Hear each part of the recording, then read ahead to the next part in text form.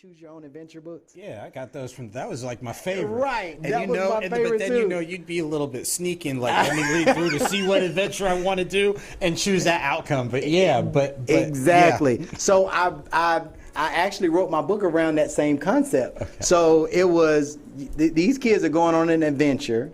Say it's a treasure adventure. They find this gold. They bring it back, you know, to their community. And now what do you do with it?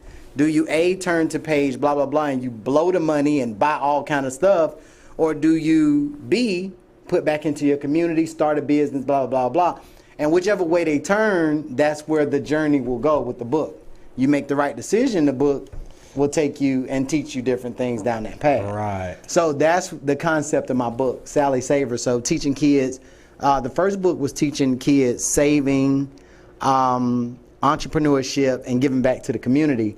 The second book is teaching credit, how credit works, credit scores, utilization, and all that different kind of stuff. And now I'm working on my third book, which should come out September 2022, which is going to teach kids about investing. Because I don't know if you noticed, everybody's getting into this in digital currency and stocks. And so now I'm learning that. I'm actually learning it through my team, and I'm going to put some of that in the third book because kids want to actually invest in stocks now. So I want to teach them how to do that. And it's awesome that you're talking about that because that aligns thematically with the seed planning you're doing through your foundation. So to varying degrees, it's like you're duplicating things that you know they're going to help people, and you're identifying what are platforms where you can, I don't know, I'm a fish person, where you can cast a wider net and catch a few more fish. Hopefully it's salmon. You know, exactly. That's me. Whiting. Yes, whiting. Yeah, yes, sir. We came up on whiting. Yeah, yes, sir. Yes, sir. Fish and grits. Hey, that wasn't just a Georgia thing. Kentucky in the building. Absolutely. Yes, so you've got these great moving parts. Nonprofit, writing. Talk with us briefly before we get into the spirits.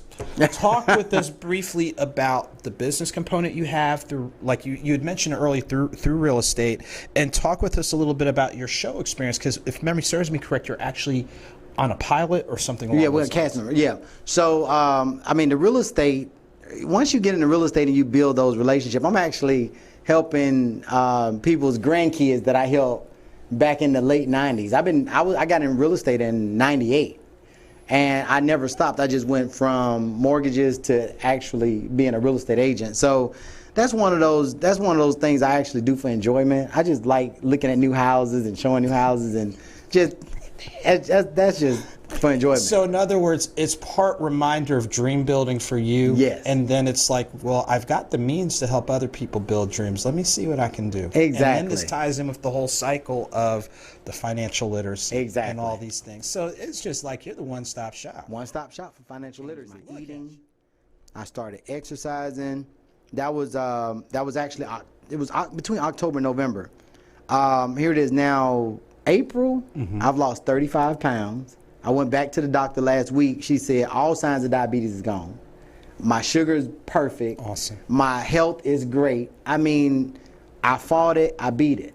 So I'm super excited because I'm like, okay, I'm feeling healthy again. Right. So I go to this this mixer, which is a meet and greet red carpet event, and when I get there, everybody's so excited. They pulling me. You gotta try this alcohol. You gotta try this alcohol. I'm like, no, I can't. I refuse.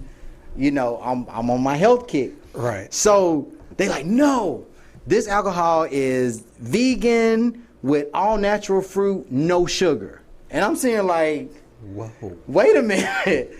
So I'm like, okay. So I go over, I talk to the owner, I taste the alcohol, and she walked me through the entire process. And it's natural fruit, pineapples, I think pear and dragon oranges. You can even see the little pineapple, little particles little in seeds, it. Yeah. Look at that. It's all natural and vegan. And I'm like, this woman have something, because everybody, well, a lot of people want to drink, but they don't want the calories. Right. And they don't want, you know, some of the other exactly. So I said, this is perfect. This is something I can even do and not have to worry about my sugar increasing. Good.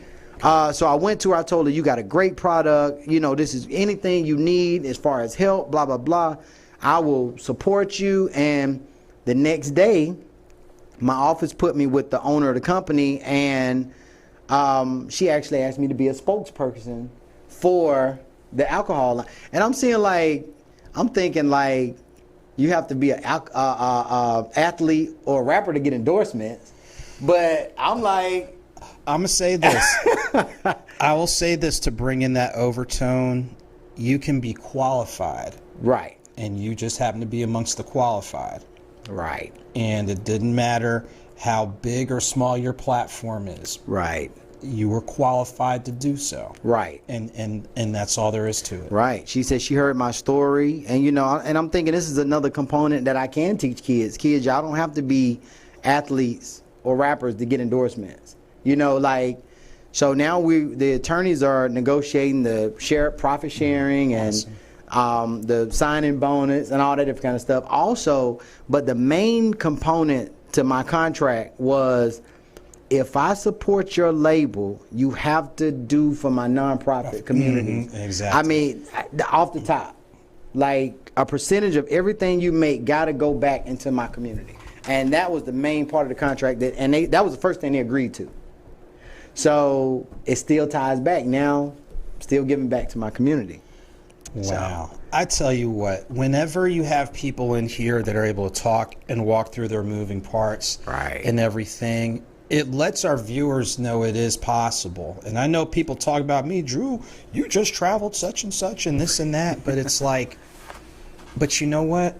You're thankful and grateful for the gifts that you have. Yes. And when you see them come into play and you see how you can positively impact people, you keep feeding off of that.